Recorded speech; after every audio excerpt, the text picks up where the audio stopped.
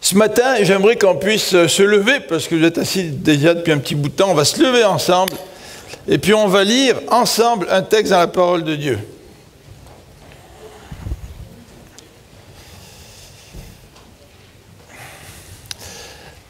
Et avant de lire le texte dans 1 Corinthiens 13, j'aimerais vous dire que j'ai demandé à Conrad si on peut avoir les Bibles aussi pendant une couple de semaines, n'est-ce pas?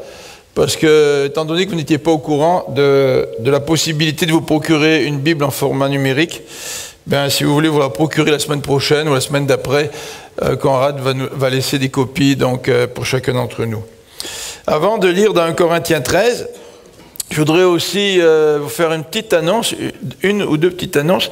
La première, c'est qu'on va installer les tables pour le repas de la Saint-Valentin vendredi soir. C'est ça, Jean-Guy?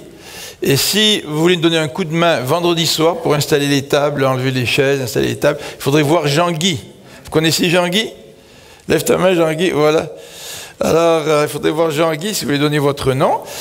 Et si vous venez à la Saint-Valentin, donc le samedi soir à l'église, c'est la Saint-Valentin pour les couples, et le samedi, vers la fin de l'après-midi, vers 16h, c'est la Saint-Valentin pour le groupe Harmonie. Et si vous venez à l'église, il faut que vous inscriviez pour qu'on sache combien de places on doit préparer. Puis aussi, sur le papier, c'est marqué le type de repas que vous amenez, et aussi le type de dessert que vous amenez. Donc c'est un dessert et un repas, c'est important de l'écrire. Et c'est un dessert et un repas pour 4 personnes. Hein? Alors on vous attend avec impatience, puis on attend aussi avec impatience le témoignage de Jésus et Mary. Alors on va lire ensemble dans ce texte que vous connaissez tous très bien, 1 Corinthiens au chapitre 13, et nous allons lire les 3 premiers versets. Les 3 premiers versets, 1 Corinthiens 13, verset 1. Alors je lis dans la Bible du Semeur. En effet, supposons que je parle les langues des hommes et même celles des anges. Si je n'ai pas l'amour, je ne suis rien de plus qu'une trompette claironnante ou une cymbale bruyante. Supposons que j'ai le don de prophétie, que je comprenne tous les secrets et que je possède toute la connaissance. Supposons même que j'ai dans toute sa plénitude la foi, celle qui peut transporter les montagnes. Si je n'ai pas l'amour, je ne suis rien. Si même je sacrifiais tous mes biens et jusqu'à ma vie pour aider les autres, au point de pouvoir m'en vanter, si je n'ai pas l'amour, cela ne me sert de rien. Prions ensemble. Seigneur notre Dieu, merci pour ta parole. Merci parce que en 2016, ta parole est encore aujourd'hui le livre le plus vendu et le plus lu, le plus chéri, le plus aimé dans notre monde. Et merci notre Dieu parce que nous pouvons avoir un accès à ta parole, soit par des livres, soit par des formats audio. Et Seigneur, nous voulons te demander de mettre dans notre cœur un amour toujours plus grand pour ta parole. Que si, Seigneur, nous la lisons un peu par devoir, tu puisses remplacer dans notre cœur ce devoir par l'amour de cette parole. Et que nous puissions, comme le psalmiste, aimer ta parole par-dessus tout, la chérir comme un trésor, et vouloir vivre selon ses préceptes et ses commandements. Seigneur, merci parce que ta parole, c'est toi qui nous parles. Merci Seigneur notre Dieu. Amen. Pouvons nous asseoir.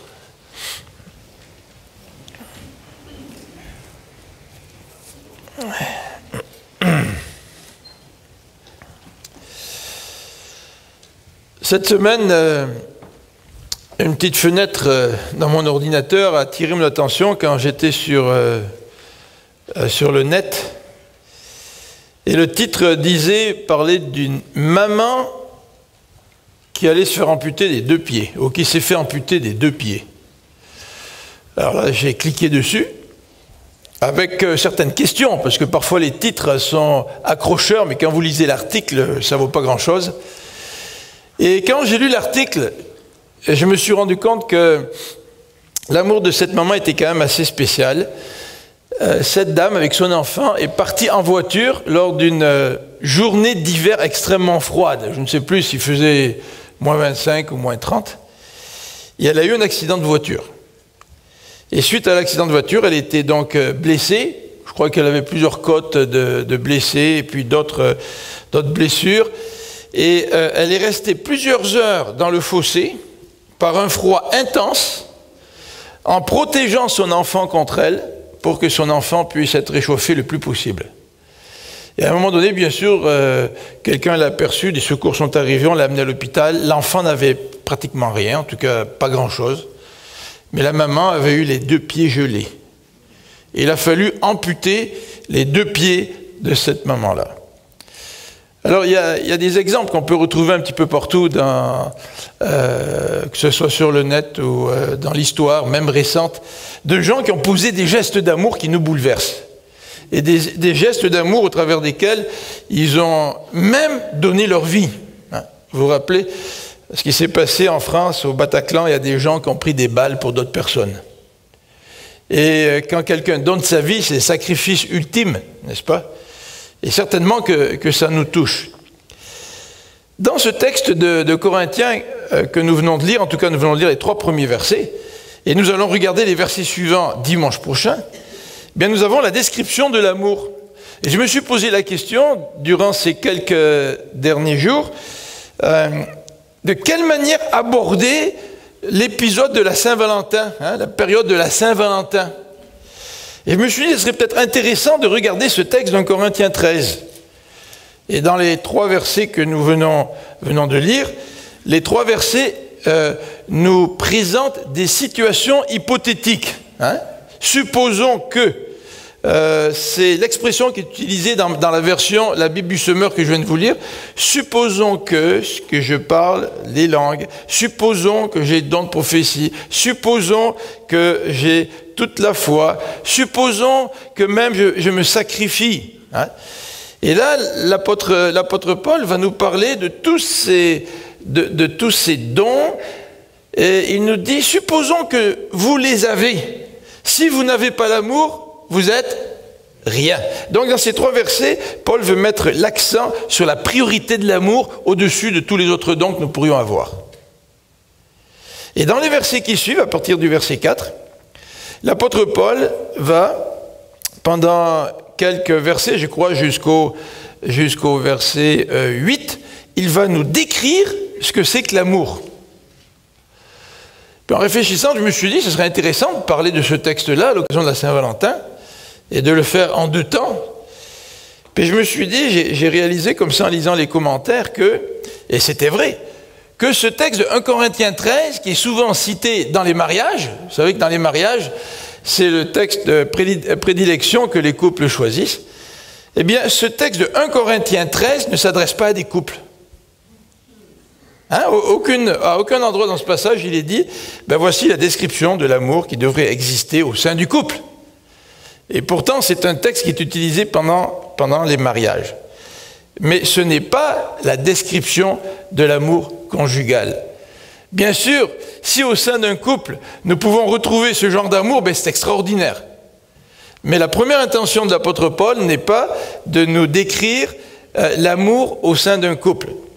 Alors, l'intention de l'apôtre Paul dans ce passage, c'est de nous parler, de nous rappeler l'importance de l'amour dans le cadre de conflits. Il y avait des conflits dans l'épître aux Corinthiens, dans cette église de Corinthe.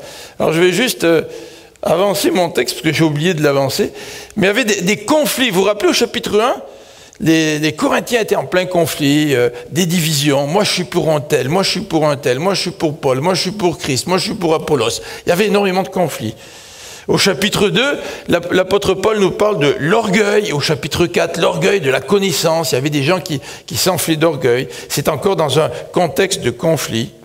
Au chapitre 6, si nous continuons l'épître aux Corinthiens, il est question des viandes sacrifiées aux idoles. Et si vous vous souvenez du passage, les viandes sacrifiées aux idoles, ça a engendré des conflits dans l'Église. Est-ce qu'on doit manger les viandes qui ont été sacrifiées dans les temples et qui sont vendues sur le marché? Généralement, les viandes, avant d'être vendues sur le marché, étaient sacrifiées dans les temples. Alors si moi je vais aller au marché acheter de la viande, je n'ai pas vraiment le choix.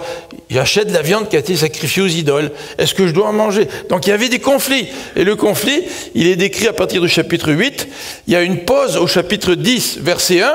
Et à partir du verset 14, on continue la description de cette situation et la solution que Paul recommande. Pas simplement au début de Corinthiens, pas simplement au chapitre 8 ou au chapitre 10, mais dans le contexte immédiat du chapitre 14, il est question de conflit. Pardon, chapitre 13, il est question de conflit. Chapitre 12, vous le connaissez? C'est le texte qui parle des dons. Et les Corinthiens se chicanaient à cause des dons. Certains pensaient qu'ils avaient un statut particulier parce qu'ils avaient certains dons que d'autres n'avaient pas. Donc on se retrouve dans un contexte de conflit au chapitre 12, et on se retrouve aussi dans un contexte de conflit au chapitre 14, car le chapitre 14 nous parle des problèmes reliés à l'exercice du don de parler en langue. On se retrouve donc dans un contexte de chicane dans ce livre, dans cette épître de Paul aux Corinthiens. Et Paul insère ce chapitre 13 entre deux passages conflictuels, qui parlent de conflit, et il parle de l'amour. Et ça c'est intéressant parce que ce passage est tellement central que si nous le mettons en pratique, nous allons pouvoir relever les défis dans le cadre de conflits que nous pouvons vivre, non seulement au sein de l'Église locale, mais aussi dans les milieux respectifs qui sont les nôtres, dans les milieux familiaux, dans le milieu du travail, etc. Alors je voudrais regarder avec vous cette priorité de l'amour ce matin. Puis je voudrais le faire en suivant le cours de ces trois versets-là. Le verset 1, le verset 2 et le verset 3. Alors tout d'abord, au verset 1, il est question des langues, le don des langues. Donc nous allons regarder un petit peu ce que le texte nous dit. Au verset 2, il est question d'un autre don, c'est le don de prophétie. Mais dans ce même verset 2, il est aussi question de notre don, c'est le don de la foi. Alors Paul parle de l'amour en se référant aux dons, c'est normal, chapitre 12 parle des dons, chapitre 14 parle des dons. Donc l'apôtre Paul va aborder le sujet de l'amour dans le cadre de ces conflits suscités par l'exercice des dons.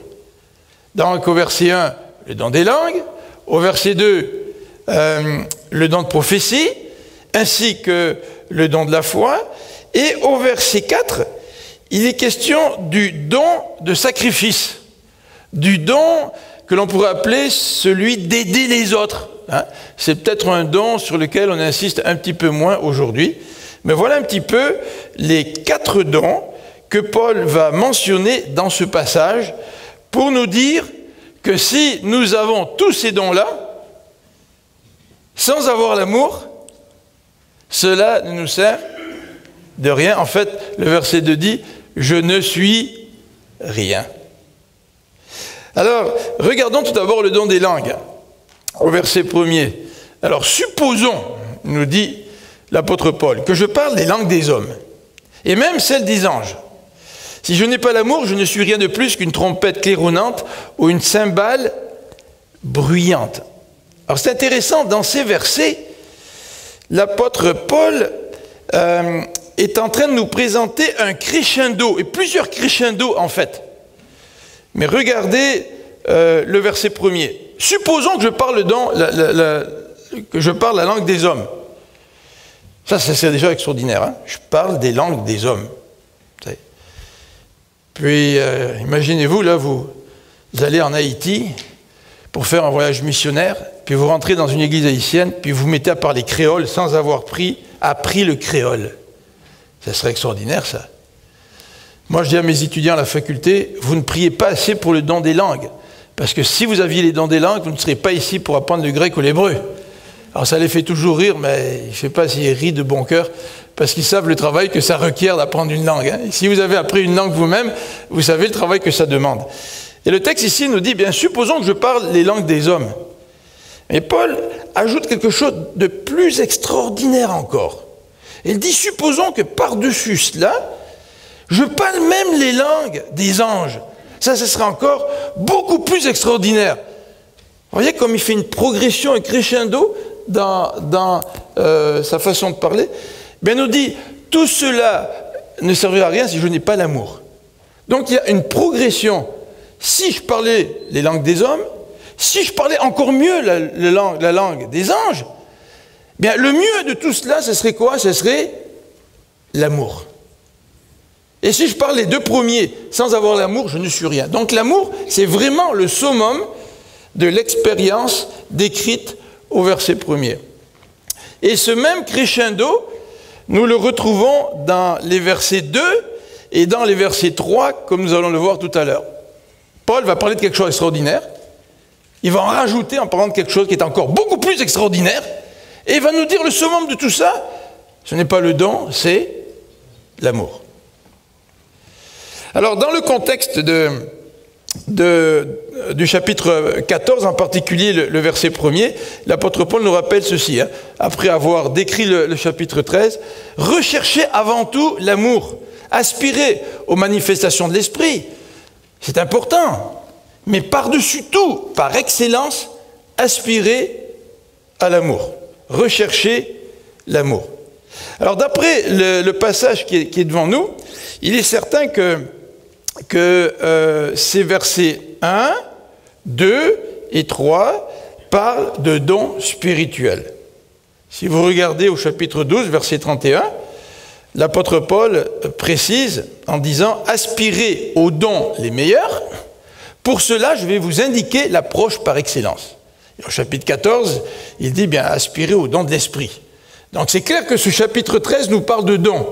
Et l'apôtre Paul nous encourage à aspirer à des dons. Et il nous dit, je vais vous présenter l'approche par excellence. Donc il va nous parler de quelque chose qui est beaucoup, beaucoup plus grand que tous les dons merveilleux, extraordinaires que nous pourrions posséder. Pour les Corinthiens, probablement que le parler en langue, c'était un don qui octroyait un statut, un don qui était prestigieux. Et c'est la raison pour laquelle l'apôtre Paul va se référer à ce don-là pour nous indiquer que l'amour est plus grand que ce don prestigieux. Et même plus grand que le statut que nous pourrions avoir si nous possédions, supposons que nous avons ce don-là, ce don de parler en langue, même le don de parler les langues des anges, eh bien, il y a quelque chose de supérieur, nous dit l'apôtre Paul, c'est donc l'amour. Si nous n'avons pas l'amour, nous ne sommes rien. Alors regardons un petit peu la supposition de l'apôtre Paul dans ce verset 1er. Supposons. Qu'est-ce que c'est une supposition? Est-ce que l'apôtre Paul est en train de dire, oui, le parler en langue humaine existe, et le parler des langues des anges est possible? Est-ce que c'est cela que Paul est en train de dire? Je ne pense pas que Paul est en train de vouloir débattre la réalité du parler en langue humain ou la réalité du parler en langue, le parler en langue des anges. Alors si ce matin vous avez une question en rapport avec le parler en langue, vous allez être déçus parce qu'on n'en parlera pas ce matin. Et là vous allez quitter l'église en disant, est-ce que la Bible nous enseigne que nous pouvons parler en langue aujourd'hui, parler des langues étrangères? Est-ce que la Bible nous enseigne que nous pourrions parler aujourd'hui une langue céleste? C'est pas ce matin que nous allons aborder ce sujet-là, parce que c'est un sujet assez compliqué, et je ne sais pas si on pourrait le faire même d'une façon approfondie dimanche matin. Mais ce que Paul est en train de faire, c'est que Paul est en train d'utiliser une approche rhétorique. Vous savez ce que c'est l'approche rhétorique? C'est une façon de faire un discours pour faire passer un message. Et Paul est en train de dire, admettons là que vous avez quelque chose que vous considérez, vous les Corinthiens, comme super important, le parler en langue étrangère, ou le parler en langue des anges. Eh bien, même si vous l'aviez, il y a quelque chose qui est encore plus important que ça. Et si vous n'avez pas ce qui est le plus important, même si le parler en langue vous donne un statut à vos propres yeux, ce parler en langue vous servira à rien si vous n'avez pas l'amour de Dieu. Et en fait, si nous regardons un petit peu la pratique du parler en langue au chapitre 14, et je vous invite à lire le chapitre 14 de 1 Corinthiens, vous allez voir la description du parler en langue, la signification du parler en langue, la manière de pratiquer le parler en langue dans l'Église, et le rapport entre le don du parler en langue et le don de prophétie. Donc je vous encourage à lire ça chez vous si vous avez des questions par rapport à ce sujet du parler en langue.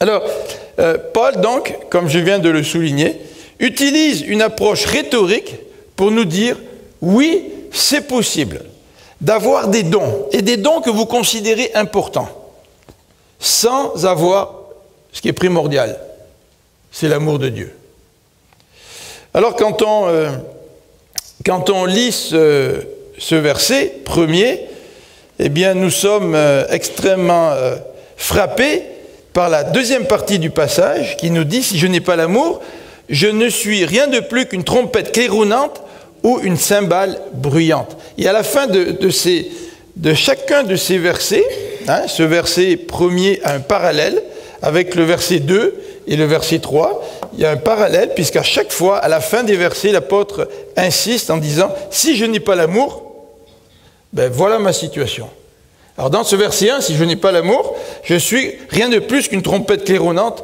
ou une cymbale bruyante. Verset 2, si je n'ai pas l'amour, je ne suis rien.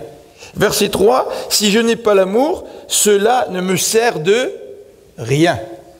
Et il va suivre la même façon de s'exprimer l'apôtre Paul pour faire passer son message.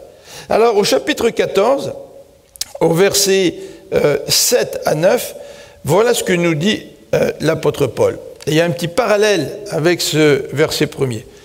Voyez ce qui se passe pour des instruments de musique comme la flûte ou la harpe. Comment reconnaîtra-t-on la mélodie jouée sur l'un ou l'autre de ces instruments s'ils ne rendent pas de son distinct? Et qui se préparera pour la bataille si le signal que donne la trompette n'est pas parfaitement clair? Il en va de même pour vous. Comment saura-t-on ce que vous voulez dire si en utilisant ces langues inconnues, vous ne prononcez que des paroles inintelligibles, vous parlez en l'air? Et ça rejoint ce que Paul est en train de dire au verset 1er du chapitre 13. Si tu as le don des langues, que ce soit les langues humaines ou des langues célestes, mais que tu n'as pas l'amour, tu n'es que quelqu'un qui fait du bruit, mais un bruit qui n'est pas très utile. Je pense que c'est Maurice qui m'avait donné une trompette une fois. Il avait trouvé une trompette en quelque part, il m'avait donné une trompette. Et moi, quand j'ai un instrument nouveau, j'essaie de voir comment ça marche, alors j'essaie de souffler dedans. Est-ce que vous avez déjà entendu quelqu'un qui essaie de souffler dans une trompette juste pour essayer que ça marche, vous savez? Même pas pour faire de la mélodie, là, pour essayer que ça marche. Ben, j'ai compati avec ma femme ce jour-là. Quand tu souffles dans une trompette, ça te fait mal, comment dirais-je, aux lèvres, et puis tu sais pas trop le son qui va sortir, est-ce que ça va être plus bas, ça va être plus aigu, tu arrives à faire le son aigu que tu veux, puis tu essaies une deuxième fois, là tu arrives plus, c'est un petit peu inintelligible, ça n'a pas de sens. Hein. C'est exactement ce que l'apôtre Paul nous dit ici, en rapport avec le don des langues. Donc il nous rappelle la priorité de l'amour. Deuxième élément, au verset 2. Regardez au verset 2, il nous parle de don de prophétie. Supposons, encore une fois, c'est une approche oratoire. Supposons, ça ne veut pas dire que c'est le cas. Hein? Peut-être pour nous, aujourd'hui, il y a peut-être peu de personnes qui ont le don de parler en langue aujourd'hui. Ça dépend un petit peu de votre conception sur le sujet. Mais supposons qu'il y ait des gens qui aient le don de prophétie. Alors là, l'apôtre Paul, il va nous décrire ce que c'est que le don de prophétie, mais pas dans le chapitre 13, il nous le décrit dans le chapitre 14. Regardez le chapitre 14. Aujourd'hui, il y a un petit peu de confusion en rapport avec le don de prophétie. Certains associent le don de prophétie aux prophètes de l'Ancien Testament. Et malheureusement, on est dans le Nouveau Testament aujourd'hui, on est dans la Nouvelle Alliance. Hein. On n'a pas tout à fait le même, c'est pas tout à fait le même rôle. Les prophètes dans l'Ancien Testament avaient un certain profil. Ils exerçaient leur ministère d'une certaine façon. Aujourd'hui, avec la venue de l'Esprit, il y a beaucoup de choses qui ont changé. Et l'apôtre Paul nous donne la description du don de prophétie au chapitre 14. Et il nous dit au verset 3, « Celui qui prophétise aide les autres à grandir. » Ça, c'est le premier aspect du don de prophétie. Le don de prophétie, c'est celui qui utilise la parole pour aider les autres à grandir. Si nous continuons au verset 3, il les encourage. Vous savez, il y a des gens, c'est assez marquant. À chaque fois qu'ils vous parlent, vous ressortez de là encouragé. Est-ce que vous connaissez quelqu'un comme ça? Puis vous allez voir la personne, puis bon, votre cœur est un petit peu lourd. Puis peut-être sans savoir ce que vous vivez, cette personne, de la manière dont elle vous reçoit, la manière dont elle vous parle, vous vous sentez encouragé. Puis ce n'est pas juste une fois, là. Ça revient régulièrement. Probablement que cette personne a un don de prophétie, un don d'encouragement. Le texte continue en disant, celui qui prophétise, eh bien c'est celui aussi qui réconforte. Bon, c'est peut-être un petit peu voisin, encouragé, peut-être qu'il y a des nuances à maintenir. Mais voilà la description que l'apôtre Paul donne du don de prophétie. Celui ou celle qui a le don de prophétie, c'est celui ou celle qui encourage à grandir, c'est celui ou celle qui encourage de manière générale et aussi qui réconforte. Alors regardons maintenant au chapitre 13. Si vous revenez au chapitre 13 avec moi au verset 2, le texte nous dit donc, supposons que j'ai le don de prophétie. On revient avec la supposition de l'apôtre Paul, la manière dont il présente son argumentation à ses auditeurs. Et là encore, l'apôtre Paul va utiliser ce crescendo. Et non seulement le crescendo du verset 2 par rapport au verset en lui-même, mais un crescendo par rapport au verset 1. Regardez au verset 1, il est question de quoi au verset 1? Il est question des langues. Au verset 2, il est question du don de prophétie. Et l'apôtre Paul va dire au chapitre 14 que le don de prophétie est beaucoup plus utile dans l'Église, dans les réunions de l'Église, que le don du parler en langue. Donc ce que l'apôtre Paul est en train de faire dans son argumentation, il commence par le don qui à ses yeux est le plus petit, le parler en langue. C'est quand même quelque chose, hein, si j'avais le don de parler en langue. Et en plus, si je parlais la langue des anges, c'est quand même quelque chose. Mais pour Paul, c'est moins important que le don de prophétie. Et là, il arrive au verset 2, il y a un crescendo, il parle d'un don qui est encore beaucoup plus important que le don du parler en langue. Et ce crescendo, il est assez intéressant parce que Paul le continue au verset 1er en disant, au verset 2 en disant, si je parlais, donc si j'avais le don de prophétie. Mais il continue, hein. Il va nous présenter encore quelque chose de meilleur que le don de prophétie. Qu'est-ce que c'est qu'un don meilleur que le don de prophétie? Ben, regardez au verset 2. Supposons que je comprenne tous les secrets et que je possède toute la connaissance. Alors déjà, avoir le don de prophétie, c'est pas mal. Je suis capable d'encourager, je suis capable d'exhorter, tu sais.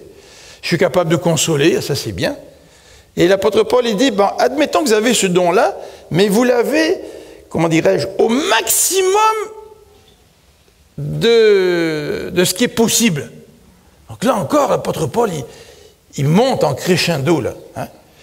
Ce serait extraordinaire si je pouvais comprendre tous les secrets. Vous savez que dans l'Ancien Testament, la connaissance des secrets de Dieu, c'était une des caractéristiques du prophète. Daniel, il pouvait connaître les secrets de Dieu. Dieu révélait dans l'Ancien Testament sa volonté à des prophètes. Et ce serait vraiment extraordinaire si quelqu'un parmi nous avait ce type de don de prophétie, là, connaître les secrets de Dieu. Tu sais. En tous les cas, Paul avait ce don-là. Et Paul, il avait la capacité, il avait reçu de Dieu la capacité de transmettre aux hommes les mystères de Dieu en tant qu'écrivain inspiré, écrivain sacré. Waouh, Paul, c'est encore mieux ça que simplement exhorter, encourager, aider les gens à grandir. Oui, mais Paul est en train de dire, oui, si vous avez le don de prophétie, d'accord, mais je vais vous parler de quelque chose encore plus important. Si vous aviez le don de prophétie au point que vous connaissiez tous les secrets de Dieu et que vous possédiez toute la connaissance. Waouh! Ça serait bien. Et Paul est en train d'aller beaucoup plus loin que ce qu'il nous dit au chapitre 13, à partir du verset 9. Regardez le verset 9. Notre connaissance est partielle.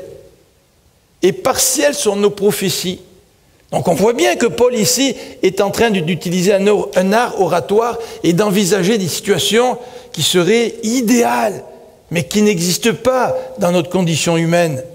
Il dit donc, notre connaissance est partielle, au verset 9, partielles sont nos prophéties, mais le jour où la perfection apparaîtra, ce qui est partiel cessera. Donc tous ceux qui ont un don de prophétie aujourd'hui, nous l'avons ou vous l'avez de façon partielle. Alors voyez le raisonnement de Paul, il nous dit bien, écoutez, si vous avez le don de prophétie qui est supérieur au don de parler en langue, et si ce don de prophétie, vous l'aviez d'une façon parfaite, extraordinaire ça, ben il nous dit à la fin du verset, si je n'ai pas l'amour, je ne suis rien. Donc là encore, l'amour est supérieur à la possession parfaite du don de prophétie. Troisième don que l'apôtre Paul nous présente, c'est celui de la foi. Regardez au verset 2b, c'est-à-dire la deuxième partie du verset 2. Là, l'apôtre Paul nous dit, supposons, donc toujours dans ma version, supposons que je puisse avoir la foi qui peut transporter les montagnes. Waouh! Alors si Paul est en train de faire un crescendo, là, entre le don des langues, qui est moins important, il passe au don de prophétie, qui est plus important, puis il passe au don de la foi. Si c'est vraiment un crescendo, ça veut dire que le don de la foi est plus important que le don de prophétie. Et là, il parle du don qui nous permettrait de transporter les montagnes. En tout cas, si moi je suis abonné à aller faire du ski au Mont-Tremblant, j'aimerais pas qu'un chrétien ait le don de transporter des montagnes. Ça pourrait changer un peu trop mes plans. Mais vous savez très bien que c'est une expression. Et en fait, c'est une expression proverbiale qui veut dire que par la foi, Dieu te donne la capacité d'accomplir l'impossible. Par la foi, tu peux accomplir des miracles, quelque chose d'impossible. Alors essayons de comprendre un petit peu ce que cette expression signifie, la foi qui peut transporter les montagnes. Eh bien, quand on regarde dans l'Ancien Testament, en particulier dans le livre d'Ésaïe, nous allons voir que l'expression « transporter les montagnes », c'est-à-dire faire un miracle extraordinaire, faire ce qui est impossible, est utilisée en rapport avec la restauration de la présence de Dieu. Dans Ésaïe, au chapitre 40, versets 3 et 4, je vous invite à lire avec moi Ésaïe, chapitre 40, versets 3 et 4, nous voyons que Dieu parle de la restauration. Vous savez, ce fameux chapitre que nous connaissons tous, là, qui se termine en disant que si vous êtes faible, Dieu va vous redonner de l'ardeur comme des aigles. Hein? Il va vous redonner de l'ardeur même si vous êtes plus âgé que les autres. Mais le verset 3 et 4 nous dit ceci. On entend une voix qui crie dans le désert. Dégagez un chemin pour l'Éternel. Nivelez dans la steppe une route pour notre Dieu. Toute vallée sera relevée. Toute montagne sera rabaissée, ainsi que toute colline. Les lieux accidentés se changeront en plaine. Les rochers escarpés deviendront des vallées, alors la gloire de l'Éternel sera manifestée et tous les hommes la verront à la fois, l'Éternel l'a promis. Et ça, c'est cité dans le Nouveau Testament en rapport avec la venue de Jésus-Christ. Hein. Cette expression, la foi qui peut transporter les montagnes, dans le cadre du livre d'Ésaïe, est associée au rétablissement de la présence de Dieu. C'est-à-dire qu'il y a un miracle extraordinaire qui va arriver, qui va en faire en sorte que l'impossible va survenir, c'est-à-dire le retour de Dieu, le retour de la présence de Dieu au sein de son peuple. Voilà un petit peu le contexte dans le livre d'Ésaïe. Au chapitre 41, 15, et puis vous avez d'autres textes dans Ésaïe, eh bien ces textes nous présentent aussi l'action de Dieu, c'est-à-dire que quand les montagnes bougent, hein, c'est une façon imagée de dire qu'il y a un miracle qui va arriver. Et quand Dieu va intervenir, souvent dans Ésaïe, le texte nous dit que les montagnes vont bouger. Les vallées vont se relever, les collines vont s'abaisser. Tu sais. Et là, l'intervention de Dieu n'aura aucun obstacle. Voilà à quoi l'expression « la foi qui peut transporter des montagnes » est associée dans le livre d'Ésaïe. Mais aussi, dans ce même prophète, le miracle exprimé par cette expression est associé au rétablissement d'Israël, à la victoire d'Israël.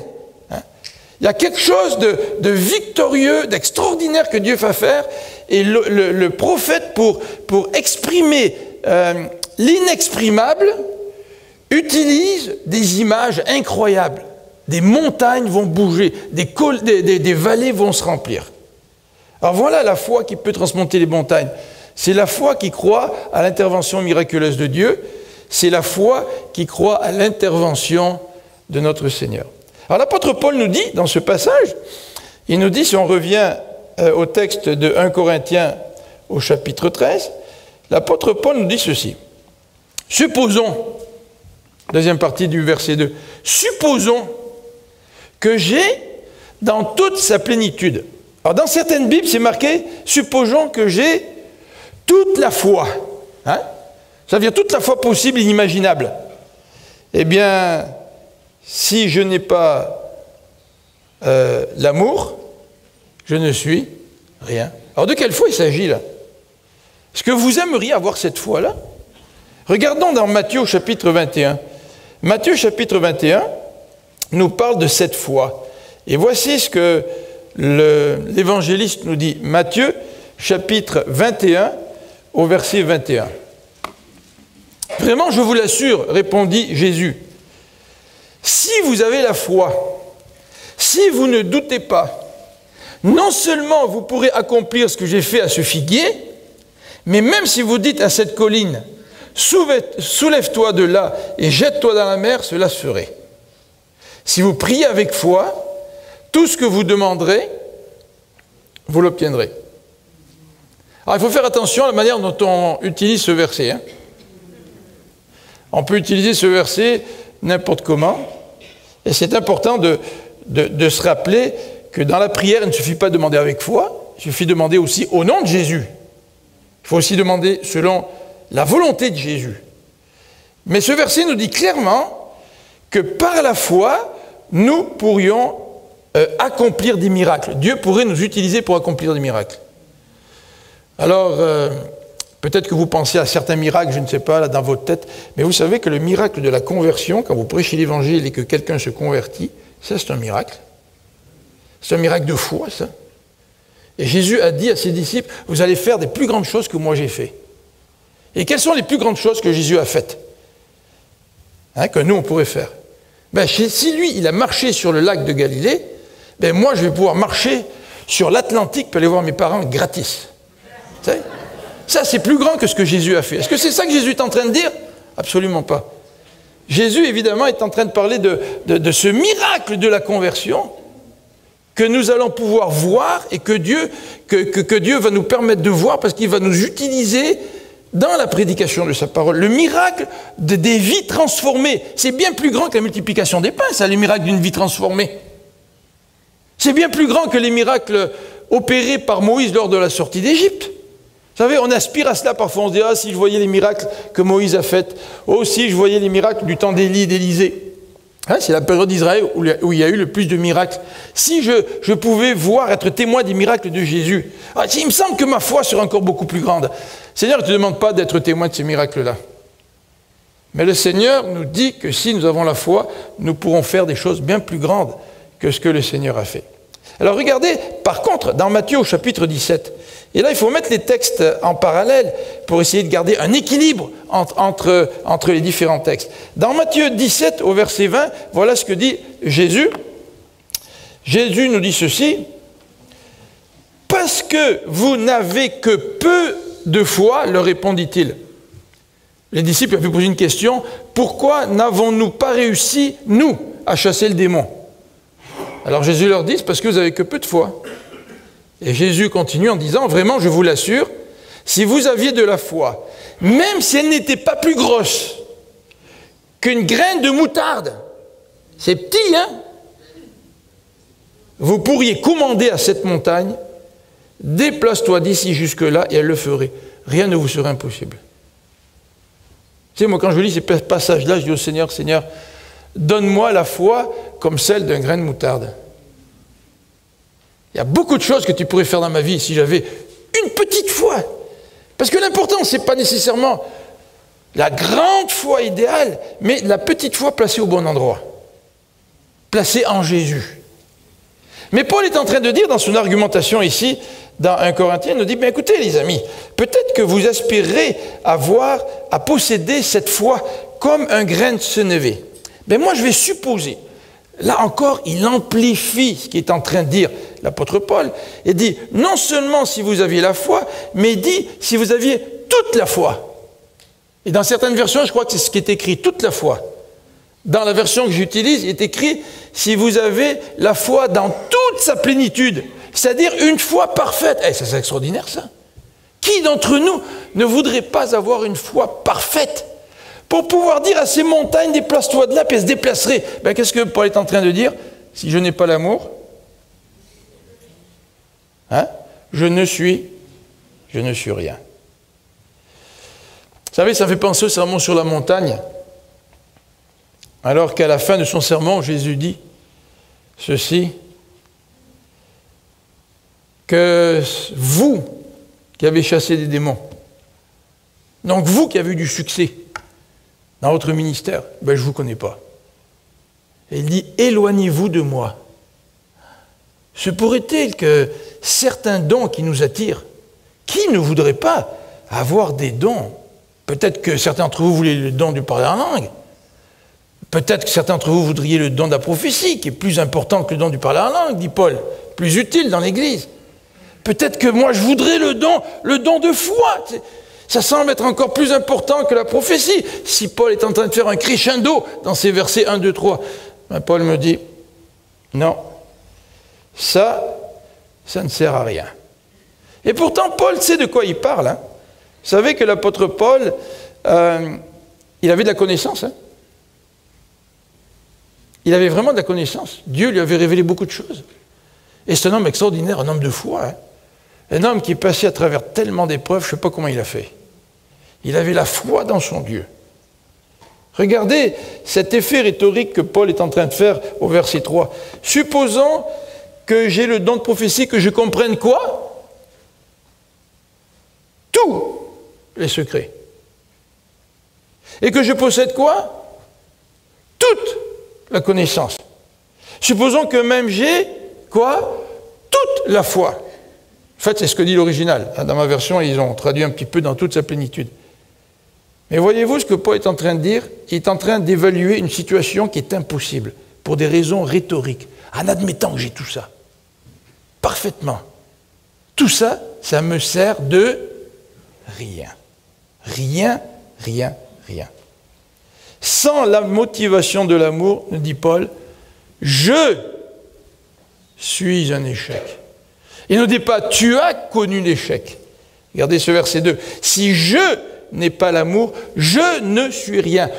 Tu n'es rien, je ne suis rien. C'est bien plus que commettre une erreur quand il dit, tu n'es rien. Verset 3. Le don de sacrifice.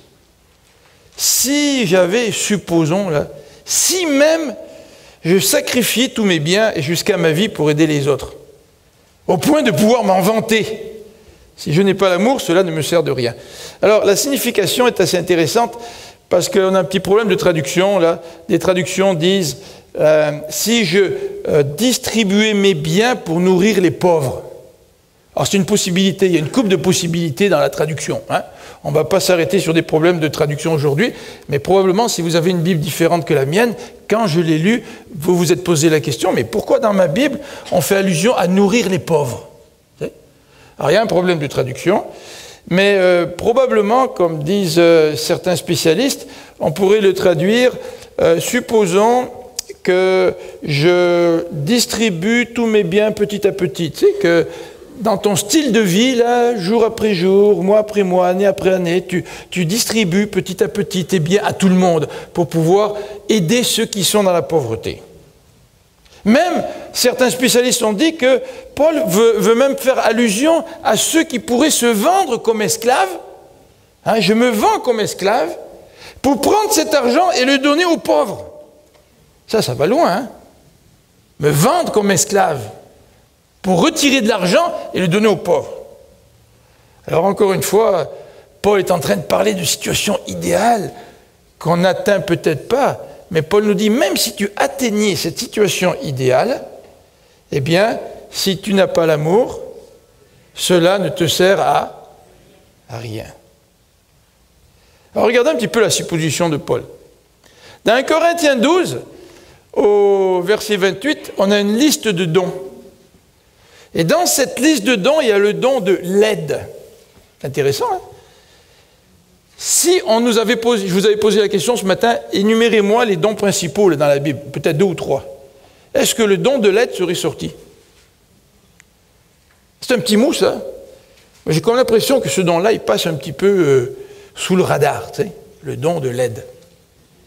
Mais si nous croyons que Paul est en train de faire un crescendo, c'est-à-dire qu'il parle d'abord du don de prophétie, qui est moins le don des langues, qui est moins important que le don de prophétie, puis il parle du don de prophétie qui est moins important que le don de la foi, bien si c'est le cas, se pourrait-il que le don de l'aide soit plus important que les 3 dons précédents? Tu sais? L'importance de ce don de l'aide. Nous avons donc un crescendo dans ces 3 versets. Entre le verset 1, 2 et 3, Paul parle du don plus petit, puis grandit pour arriver à ce qui est plus important. Mais même dans le verset 3, nous voyons donc un crescendo. Hein? Même si tu donnais tous tes biens. Ok, mais moi je vais te parler de quelque chose encore plus important que donner tous tes biens. Même si tu donnais ta vie.